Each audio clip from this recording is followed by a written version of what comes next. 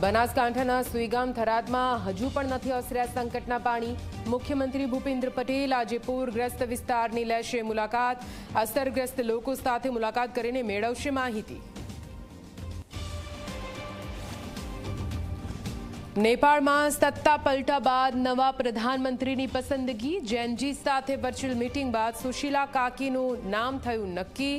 Online મતદાનમાં સુશીલાને વધુ મત, બાલેન્દ્ર શાહે પણ કર્યું સમર્થન।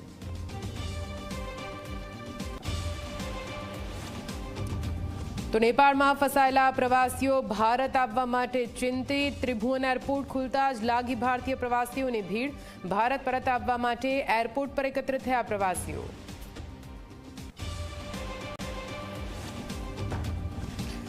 દેશમાં મોટું આતંકી ષડયંત્ર થયું નાકામ। દિલ્હી પોલીસની સ્પેશિયલ સેલ અને કેન્દ્રીય એજન્સીની કાર્યવાહી। 3 રાજ્યોમાંથી ISISના 5 આતંકીઓની ધરપકડ।